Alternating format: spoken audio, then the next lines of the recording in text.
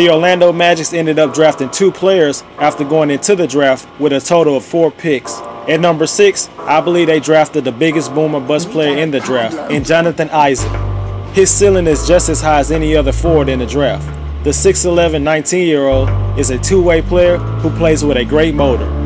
Once he gains more strength and grow into his body, the sky's the limit. Even though his offense is still raw for the most part, he has the potential to score on all 3 levels. He showed flashes of scoring off the dribble at Florida State, but he needs to improve his handle to be more effective on the next level. A defensive-minded coach like Frank Vogel would love a player like Isaac because of his willingness to hustle and defend.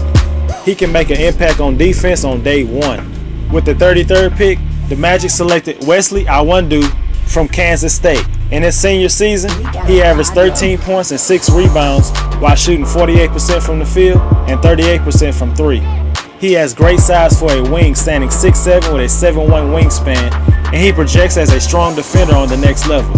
My grade for the Orlando Magic is a B-. In a move that signaled that the Atlanta Hawks were rebuilding, they traded Dwight in the 31st pick to the Hornets for Marco Bellinelli, Miles Plumlee, and the 41st pick. I still don't understand why they had to move down 10 spots in the draft to get rid of Howard for 2 mediocre players. But at 19, they selected John Collins out of Wake Forest. Collins improved tremendously in his sophomore season, averaging around 19 points and 10 rebounds while shooting 62% from the field. He mostly scored in the post, but showed flashes of a mid-range jump shot. He will have to continue to improve his shot to be a more effective player. With the Hawks rebuilding, Collins will have plenty of minutes to refine his game. At 41, they selected Tyler Dorsey. Dorsey was a dead-eye shooter in his 2 seasons at Oregon, shooting 41% from 3-point range. But the possible concern with Dorsey is on the defensive end. He only has a 6'5" wingspan. That's smaller than most point guards on the next level. And with the last pick of the draft, the Hawks selected French big man Alpha Kappa. This is a clear draft and stash prospect. He stands 6'10" with a 7'5" wingspan, which gives him the ability to play both the 4 and the 5. He has good mobility and potential as a jump shooter. My grade for the Atlanta Hawks is a C+. In the last couple of years, the Charlotte Hornets haven't made many good picks in the draft, but this year might be their best draft in a while. First, they traded for Dwight Howard and got rid of Bellinelli and Plumlee.